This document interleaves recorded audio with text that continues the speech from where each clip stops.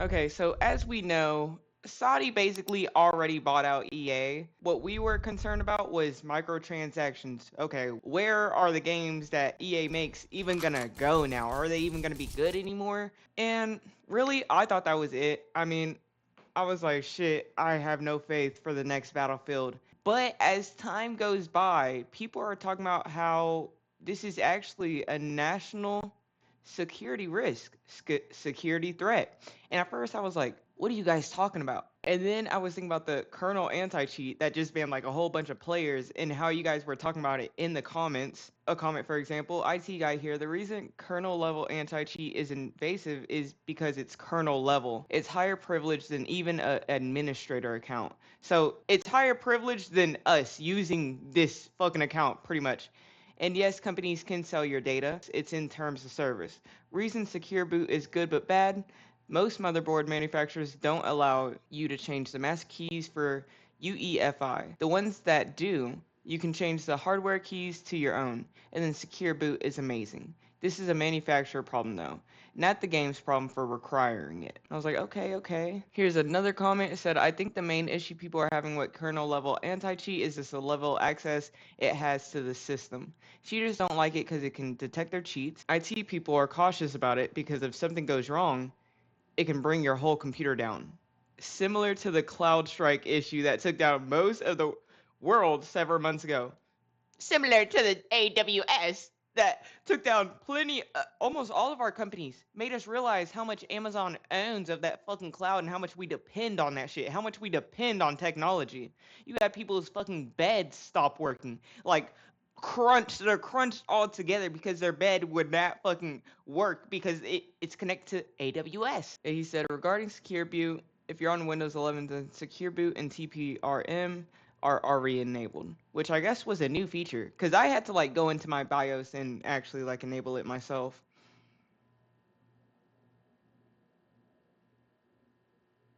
Mm. This is the common theme we're getting in these comments. I don't like kernel level access. Plenty of companies get compromised. Hard to trust they can keep you protected long term. And I agree. Like, who are we? And I'm not saying who are we to trust the Saudis like that raise, but I'm just saying like they just got acquired. This is just like if any other acquired. It's just like if any other company got acquired by something that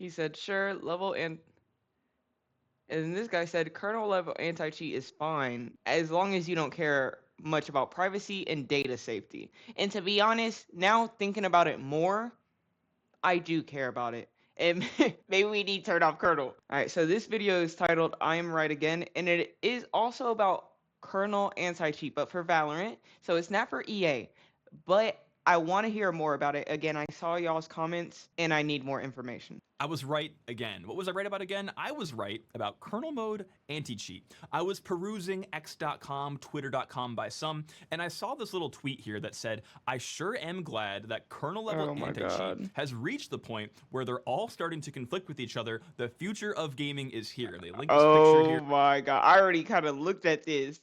Oh my god. Battlefield 6 just told me to uninstall Valorant. Literally.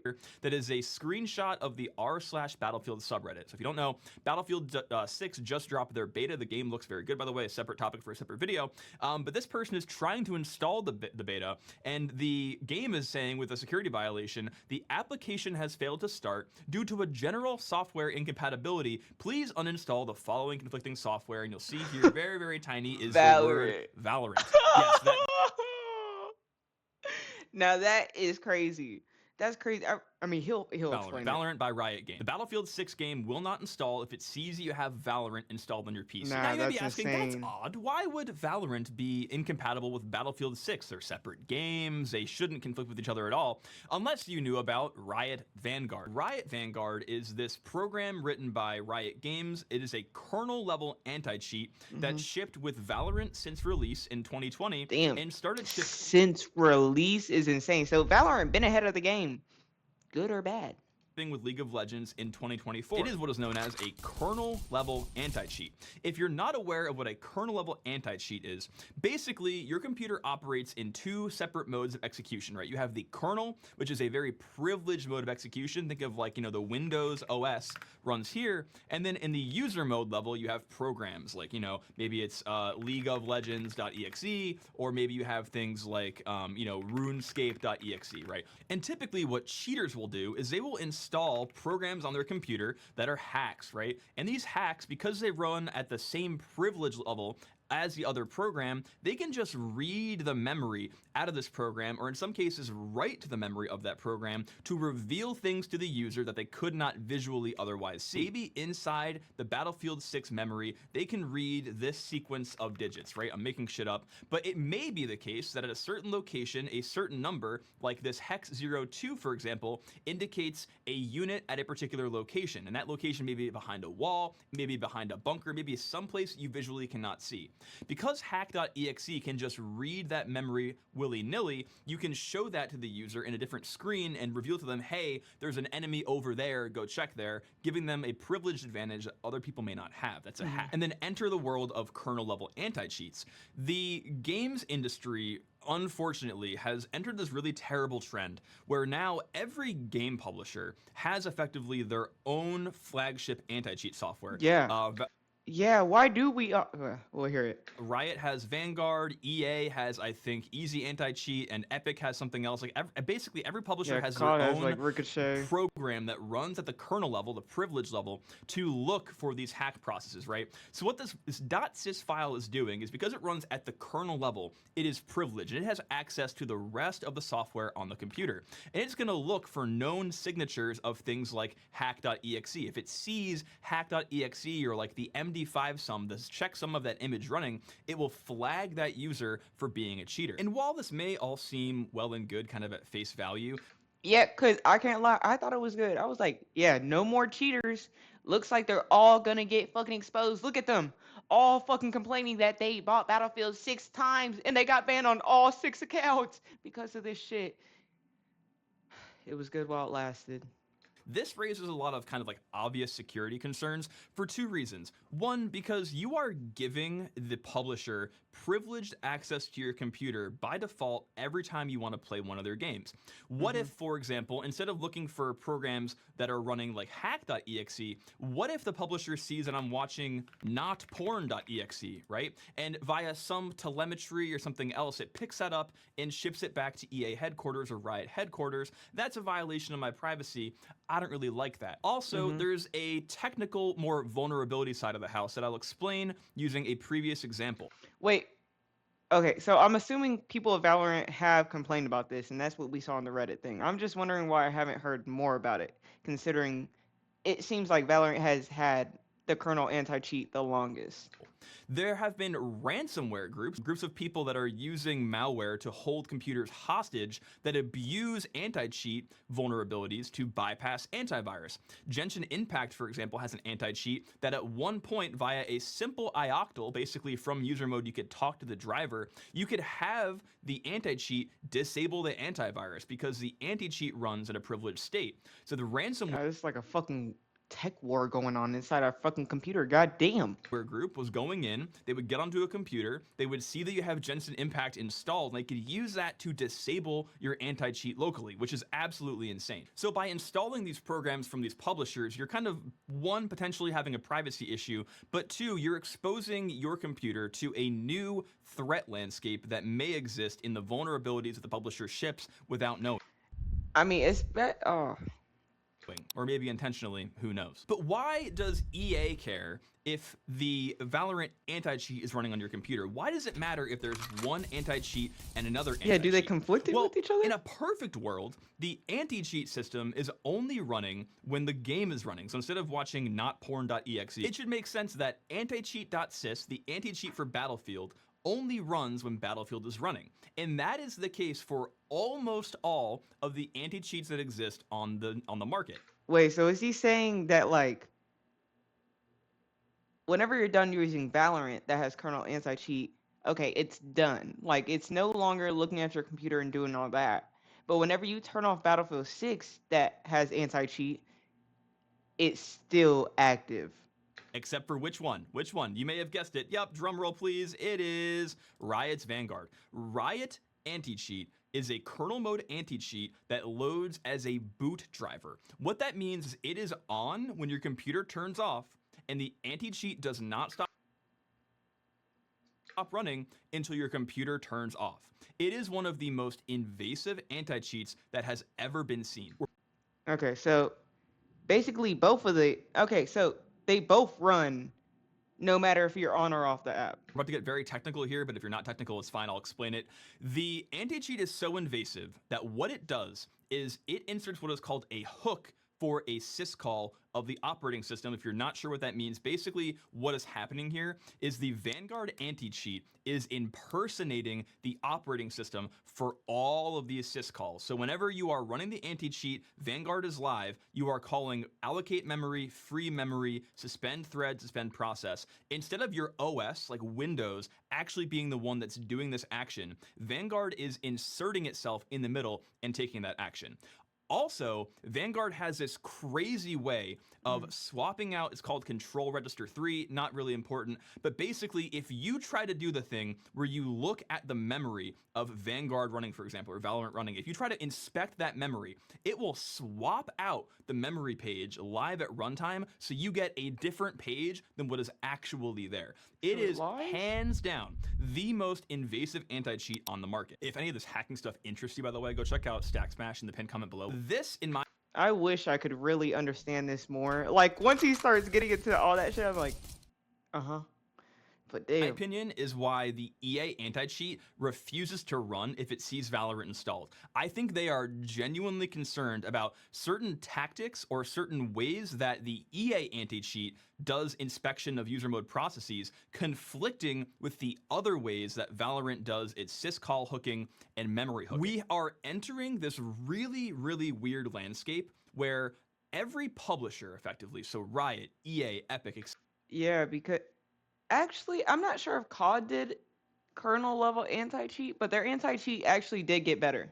But I'm not sure if it's kernel-level. Etc. has their own kernel-level anti-cheat, and they are all using different hook points, different tactics, different like ways of hooking the kernel that are all unique and have different side effects on the operating system.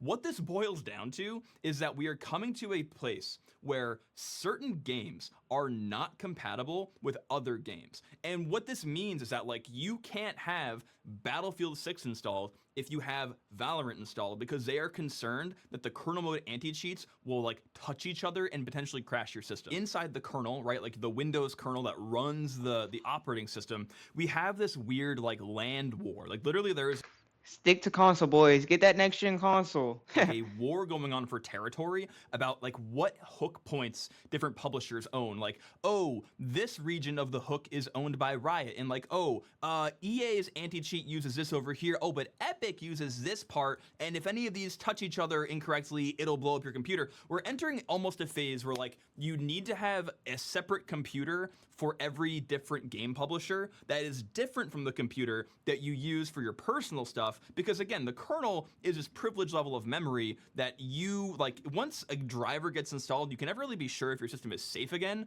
So it's like, you know, is EA gonna report things that I do on the computer back to their servers? I don't know, just to be safe. Are they gonna look at specific users? You know what I'm saying? Like, oh my god. So many situations could arise out of this. separate computer to game on. It's a terrible consumer experience that I don't think anyone should really have to be put. Now, it's kind of like a light at the end of the tunnel moment. Microsoft is moving antivirus providers, and also like there's a separate article on kernel mode anti-cheat out of the Windows kernel. Microsoft is ready to test Windows changes to prevent another CrowdStrike incident. So if you don't remember Thank what the fucking Lord. the CrowdStrike incident was, that was the fucking blue screen of death. Oh my god. And then again, we had another recent. We've had multiple. Since this, we have had multiple. And I personally think it's weird. I think it's very weird. I will say that. I'm going to put that out there. I think it is very weird. Was an event in July of 24 where basically all around the world, this company called CrowdStrike had this EDR, this endpoint detection and response system called Falcon, right? Falcon was a system that basically was a security as a service platform where instead of you having your own dedicated SOC and security operations center to like see hacks happening, CrowdStrike would do it for you, right? And CrowdStrike, again, to have this kind of privileged level of access to the computer, would run at the kernel level. And so when it's just crazy how much CrowdStrike, AWS just really make the world run. Again, it makes you feel like I want to get a whole bunch of land. I wish I had so much money. Whole bunch of land, just make an off-grid home, have my own well and stuff like that. That well water and shit. Like, I don't have to depend on electricity. Vulnerability got triggered in the Falcon EDR. It literally crashed computers all over the world, taking the entire global economy generally offline for like 12 hours. Real quick, I'm going to ask what my mom thinks about kernel-level anti-cheat. Because my mom works in IT, and we talk about this stuff all the time. But, like, I only talk about it when it comes up to me, and then she, like, kind of informs me on stuff. But I haven't told her about kernel because I didn't know to the extent until I saw my comments. And then I was like, oh shit, my mom works in IT too. I just asked her. Very concerned that the movement of code from user mode to kernel mode just for gamers is going to push more of that attack surface for gamers into the kernel and expose everybody to a privacy and security concern. Thank the Lord I do not play Face It. Thank the Lord I do not play Battlefield on my PC. That they're not even aware of. So, I mean, again, poor Nate Shot. Nate Shot's finna get fucked, bro. Bro be playing all the fucking shit that has kernel level anti-cheat. Microsoft's trying to get rid of this, trying to figure out ways to create APIs effectively to move code out of the kernel so that antivirus and other security products can do it without having to run kernel mode code. How that works, I really couldn't tell you. And I wonder if they're doing this because, again, they are entering the next gen Xbox era. Microsoft, I don't know, but yeah. So anyway, guys, that's it for now. Thanks for watching. I appreciate it. If you like this video, hit that sub button and then give me a little kiss right there. Okay. All right, boys. I hope you guys enjoyed that video. Again, I just really wanted to get informed on that and watch a quick little video before I try to do my own research and try to explain all that, which I think we all know I could not have done, at least in today's date. Maybe in the future I'll have enough knowledge to actually speak on it like they do. But let me know what you guys think of this. Are you guys for or against kernel anti-cheat? Now I am against it. It's not worth it. It's not worth it. Let's keep us safe. But maybe Microsoft makes something. Let me know what you guys think about what Microsoft's doing. Do you think it's good that they're doing that, or it's a little sus? I doubt it is. But again, hope you guys liked the video. Make sure you subscribe, and I'll see you guys next time.